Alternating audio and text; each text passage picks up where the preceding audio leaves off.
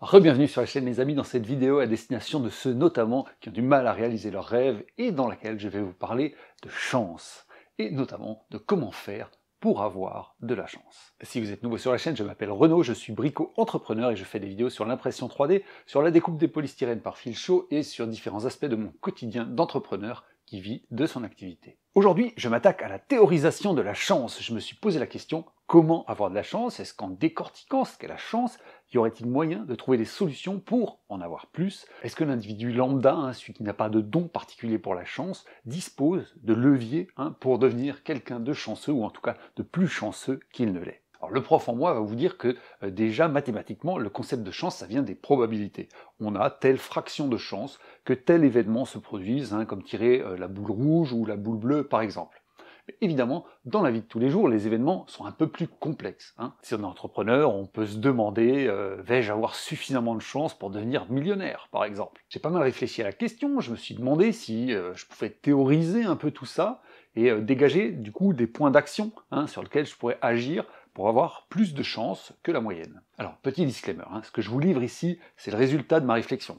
C'est un ressenti, c'est issu de mon expérience de la vie, de mon bon sens, ça n'engage que moi. Je fais cette vidéo pour nourrir votre réflexion personnelle, mais ce sera ensuite à vous de faire votre propre avis. Et d'ailleurs, si vous en avez un d'avis sur la question de la chance, eh bien dites-le moi dans les commentaires, ou sur Instagram, où j'ai réactivé mon compte, parce que moi, ça m'intéresse. Pour démarrer cette analyse, je suis parti de quelque chose que je connais bien, c'est-à-dire ma propre vie, et j'ai cherché des étapes qui m'ont semblé inhabituelles et enviables vues de l'extérieur.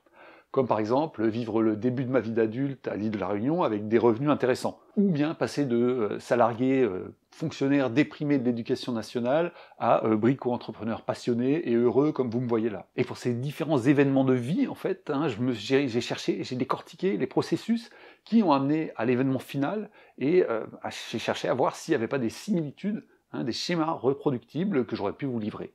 Du coup, voici déjà ma première formule de la chance, on va dire, au niveau macro. Pour moi, la chance, ce sont les probabilités, c'est-à-dire les maths, qui sont ensuite améliorées ou amoindries par votre capacité à saisir les opportunités. On voit donc qu'il y a deux variables, les probabilités et la capacité à saisir les opportunités. Elles représentent les deux leviers sur lesquels on a un pouvoir d'action. Alors on va examiner chacun de ces termes un peu plus en détail. D'abord, les probabilités. Donc la question que je me suis posée, c'est face à une situation donnée, comment puis-je augmenter les probabilités en ma faveur? Et du coup, je me suis rendu compte que cette question-là, en fait, elle se scindait en deux parties. Il y a une partie qui est la partie passer de zéro à quelque chose. Et il y a l'autre partie qui est augmenter quelque chose de non nul. Première partie, c'est la plus simple. Passer d'une probabilité nulle à non nulle, c'est ce que j'appelle donner sa chance à la chance ou remplir les conditions préalables. J'ai d'ailleurs une blague au sujet des conditions préalables. L'histoire, c'est un petit monsieur catholique, très pratiquant, qui marche chaque jour jusqu'à l'église. En fin de journée, il s'agenouille dans un coin de l'église, sur le marchepied en bois, et il prie. Et pendant 10 bonnes minutes, chaque jour, il prie Dieu de gagner au loto. Et ça dure 1 an, 2 ans, 3 ans, qu'il pleuve, qu'il vente, été comme hiver, tous les jours, le petit monsieur, il marche jusqu'à l'église et il prie Dieu de gagner au loto. Un jour, alors qu'il vient de commencer sa prière, Dieu apparaît dans les airs, devant lui là. Mais Dieu, il a un petit air un peu agacé, et il lui dit « Écoute, moi je veux bien te faire gagner au loto, mais déjà, il faudrait peut-être que tu commences par jouer au loto. » Dans cette histoire, le fait de jouer au loto, c'est bien évidemment la condition préalable à l'événement attendu. Vous ne pourrez pas gagner au loto si vous n'avez pas joué au loto. En d'autres termes, vous pouvez toujours demander à la chance de vous sourire, mais si vous ne remplissez pas les conditions préalables à l'événement attendu, ça risque pas d'arriver. Donc, quand je vise la réalisation d'un événement en particulier, je me pose toujours la question des conditions préalables et je m'efforce de les remplir avant d'espérer un quelconque résultat. Et d'ailleurs, si vous êtes encore là, c'est que cette vidéo vous intéresse, et donc si vous n'avez pas encore déjà fait, je vous invite vivement à vous abonner et à activer les notifications, parce que comme ça, vous serez notifié des prochaines parutions sur la chaîne. Remplir les conditions préalables, c'est une façon de se mettre en mouvement, c'est de passer de 0 à quelque chose, et à une probabilité P qui est devenue non nulle, donc déjà, automatiquement, vous augmentez vos chances, et puis vous vous mettez en action, quoi. Et une fois que j'ai atteint cette étape, là, je me pose la question de la seconde branche. Comment améliorer mes probabilités? Et là, pour améliorer mes probabilités, j'ai recours à 4 leviers. Le premier levier, c'est d'essayer d'être malin. Être malin, ça veut dire quoi? Ça veut dire j'examine la situation et je regarde, est-ce qu'il y a quelque chose auquel les autres n'ont pas pensé? Est-ce que j'ai un outil que je peux utiliser qui sera plus efficace? Est-ce que voilà, je dois attraper une petite balle qui tombe? Est-ce que je peux prendre une épuisette plus grande que les autres? Est-ce que j'ai le droit? Est-ce qu'il y a un règlement? Qu'est-ce que j'ai le droit de faire qui m'avantagera en fait? J'ai deux exemples concrets à vous raconter. Premier exemple, ça vient de Tim Ferriss, La semaine de 4 heures. Tim Ferriss, c'est un entrepreneur américain. Si vous n'avez pas lu La semaine de 4 heures, je vous le conseille, c'est dans la description, ça peut retourner un peu le cerveau, mais dans le bon sens du terme. Et quand il était jeune, il était en Thaïlande, il pratiquait la boxe thaïlandaise et il voulait devenir champion du monde de boxe thaïlandaise. Et je peux vous dire qu'être un Américain blanc et vouloir devenir champion de boxe thaï, c'était quand même un sacré challenge. Qu'est-ce qu'il a fait? Il a regardé le règlement des compétitions et il s'est rendu compte qu'il y avait en fait un délai entre la pesée et le jour du combat. Il faut savoir qu'en boxe, c'est pas pour rien s'il y a plein de catégories, c'est parce qu'en fait, quand vous avez une différence de poids de plusieurs kilos entre deux adversaires, et ben celui qui est le plus lourd, il est vachement avantagé. Donc qu'est-ce qu'il a fait, Tim Ferriss? En fait, il s'est séché à mort juste avant la pesée, pour pouvoir être dans une catégorie un peu inférieure au niveau poids, et juste après, il a repris sa masse musculaire très rapidement avec des protéines, il s'est débrouillé, et le jour du combat, il était plus lourd que son adversaire et il a gagné. Alors on peut penser que c'était une filouterie, sauf que ensuite c'est devenu la norme, parce que quand les autres se sont rendus compte que c'était autorisé et que c'était malin, ben, ils ont fait pareil. Donc finalement, c'était pas tellement une filouterie, c'est juste qu'il a fait quelque chose qui était autorisé et auquel les autres n'avaient pas pensé. Et donc, il a gagné comme ça. Deuxième exemple qui me concerne directement, lorsque j'ai fini mes études, je devais faire mon service national. Et puis faire le service national en tant que militaire classique, la colonie verte, ça me motivait pas tellement, alors que je savais qu'on pouvait faire volontaire à l'aide technique dans les dom-toms. Donc je voulais être volontaire à l'aide technique à l'île de la Réunion, faire un service civil, où j'aurais en plus été ingénieur pendant 16 mois, au lieu de faire une armée de base, on va dire, pendant 10 mois. Donc je me renseigne et puis je me rends compte qu'en fait, il faut juste faire un dossier et puis après, le service des armées, en gros, vous dispatche dans les établissements publics et parapublics qui veulent bien de vous. Je me disais qu'il y avait quand même de bonnes probabilités de chance que je sois pas pris si je faisais comme ça, si je suivais en fait la voie de tout le monde finalement. Sauf que dans le règlement, il y avait en plus une mise en garde, attention, les contacts préalables avec les organismes publics et parapublics sont strictement interdits. Si vous le faites, vous risquez de vous retrouver militaire du rang classique, quoi. Et donc je fais des pieds et des mains pour me renseigner. Et croyez-moi, à l'époque, c'était pas facile, mais parce qu'il n'y avait pas Internet. Et donc j'arrive finalement à tomber sur un ancien élève de mon école qui était à l'île de la Réunion parce que c'est là-bas que je voulais aller.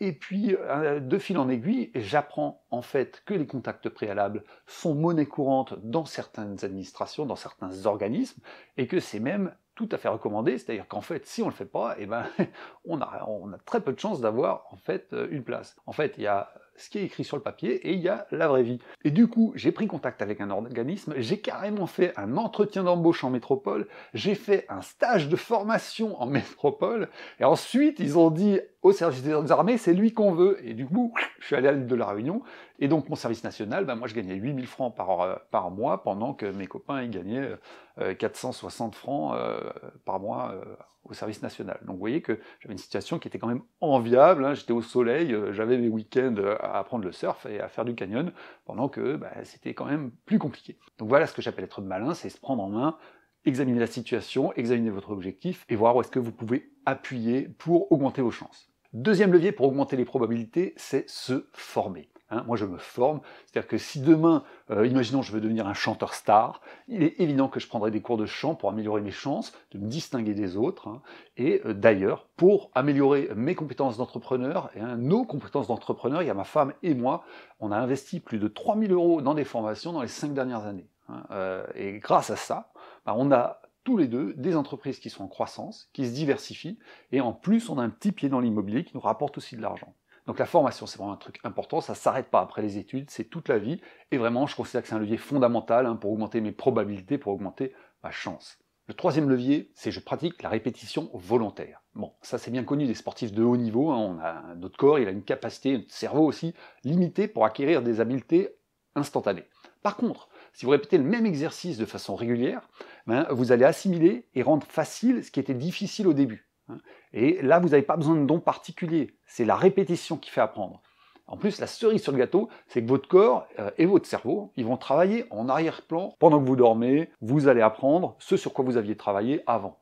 Mais par contre, il faut répéter, répéter, répéter. Hein, moi, je le fais par exemple quand je fais du wing foil, je pratique le wing foil. Au début, c'est difficile le wing foil.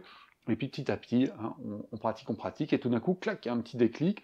Et d'une session à l'autre, en plus, tout d'un coup, clac, il y a des choses qui se mettent en place, alors que on a l'impression de rien avoir fait de supplémentaire, mais en fait, c'est juste que le cerveau, le corps ont travaillé en arrière-plan. Le quatrième levier, et pour moi, c'est peut-être le plus important, c'est augmenter sa surface d'échange avec l'univers. Ça veut dire quoi? Ça veut dire que, par exemple, dans mon exemple, en publiant sur mes réseaux sociaux, en aidant les gens qui me contactent, en discutant sur les forums de formation, hein, en réalisant ces vidéos, eh bien, j'augmente ma surface d'échange avec le monde, donc j'augmente mon exposition aux opportunités potentielles. Par exemple, les imprimantes 3D que vous voyez dans les vidéos sur ma chaîne, elles m'ont été données, je ne les ai pas payées. Elles m'ont été envoyées gratuitement par des fabricants qui veulent que je les monte sur ma chaîne. Ça, c'est des opportunités qui sont survenues parce que ces fabricants ont vu que je faisais un produit de qualité. Alors certes, ils veulent aussi mon audience, mais ils me voient. Comme ils me voient parce que je suis visible parce que je fais un effort pour l'être, parce que j'augmente ma surface d'échange avec le monde. Et donc, si vous augmentez votre surface d'échange au monde, et bien forcément, les opportunités viendront plus facilement à vous. À vous, à moi, ensuite, de saisir ces opportunités quand elles passent à votre portée, à ma portée. Hein. Et d'ailleurs, c'est une transition parfaite pour nous amener au dernier terme de notre équation de la chance, hein, la capacité à saisir les opportunités. Hein. Chance égale probabilité fois capacité à saisir les opportunités. Ça, c'est une compétence qui n'est pas forcément simple à travailler. Alors j'ai décortiqué quand même un petit peu le truc et j'ai trouvé 3 ingrédients principaux. D'abord, il y a quand même la volonté de réussir, l'envie, la motivation, la niaque, hein, ce qui va me maintenir alerte. Et là donc, il faut privilégier tout ce qui vous maintient alerte, notamment l'organisation de votre vie pour limiter les activités qui endorment l'esprit. Je pense notamment à la télévision. Moi, j'ai arrêté de regarder les chaînes de la télévision il y a plus de 20 ans maintenant. En fait, pareil, pour Netflix, hein, c'est vraiment Netflix, c'est un bon aspirateur à cerveau, très très très efficace. Donc je limite de façon drastique mon exposition à Netflix. Hein, ça me permet de rester alerte et de travailler ma réactivité aux événements de la vie. Et de ce fait, j'ai généralement une capacité de décision assez rapide. En plus, je suis parfaitement raccord avec ma femme, hein, panda productif, pour tout ça.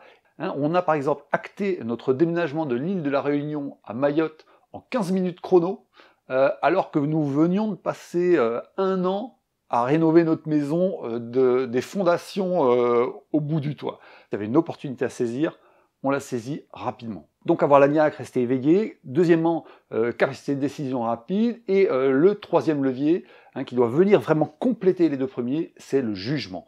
C'est-à-dire que toute opportunité, elle n'est pas bonne à prendre, hein, vous devez trier le bon grain de livret, comme on dit, et pour ça, il y a 2 armes redoutables. La première, c'est le bon sens. Hein. Parfois, il faut juste se poser et réfléchir sereinement, avantages, inconvénients, on fait une feuille, un tableau, plus, moins, hop, et très vite, on va voir que ça coince, ou alors, potentiellement, c'est bien, ou alors même carrément, c'est génial. Et le deuxième outil redoutable, c'est la calculatrice. Hein. Les maths sont partout, et quand vous prenez l'habitude de raisonner en temps passé et en coûts financiers, vous arrivez à détecter en fait assez rapidement des projets foireux. Hein, vous faites quelques calculs très simples, comme définir un taux horaire, des faux frais associés. Alors vous avez une idée qui semble lumineuse, et puis quand vous mettez les chiffres en face, vous vous rendez compte que c'est totalement pas bon, quoi. Donc ça, c'est vraiment l'aspect coût, hein, coût financier. C'est un super outil. Et d'ailleurs, il est central dans ma formation, l'Académie des brico-entrepreneurs, hein, qui va rouvrir ses portes en mars d'ailleurs, et dans laquelle je vous donne ma méthode, hein, pour dégager un revenu qui soit principal comme moi ou secondaire si par exemple vous êtes retraité ou vous avez déjà un travail à côté, si vous êtes bricoleur ou bricoleuse. Moi, c'est comme ça que j'ai acquis ma liberté par rapport à mon ancien métier salarié, hein, c'est un plaisir chaque jour, avec une liberté d'horaire totale, hein, ça me permet de gérer tous les tracas administratifs de la vie familiale en semaine, pendant la journée, quand tout est ouvert, d'aller surfer quand il y a des vagues, et puis tout en gagnant tout à fait correctement ma vie. Et puis parfois, évidemment, faut que je travaille le soir, ou même ça m'arrive de travailler la nuit pour rattraper éventuellement la journée. Mais franchement, c'est le bonheur, parce que j'ai pas de patron, et puis c'est moi qui fais mes horaires, et je sais pourquoi je travaille. Donc si ça vous intrigue, hein, si vous voulez en savoir plus sur ma formation, et bien tout simplement cliquez sur le lien sous la vidéo pour me laisser vos coordonnées, hein, et parce que comme ça, je pourrai vous prévenir en priorité quand la formation réouvrira ses portes, et vous aurez à ce moment-là toutes les informations en priorité. Alors, petit récapitulatif de cette vidéo sur la chance. Pour moi, la chance, ce sont les probabilités multipliées par la capacité à saisir les opportunités. On peut travailler sur les probabilités en mettant en place les conditions préalables, en étant malin, en se formant, grâce aux formations en ligne par exemple, en pratiquant la répétition volontaire, en augmentant sa surface d'échange avec l'univers. Et on peut travailler sur la capacité à saisir les opportunités en restant alerte, en se motivant, en étant réactif, en exerçant son jugement, en utilisant son bon sens, la comparaison et le chiffrage. Je vous invite vivement à vous abonner à la chaîne si vous ne l'avez pas déjà fait et à activer les notifications, comme ça vous serez prévenu des prochaines vidéos. Et je vous dis à bientôt, salut!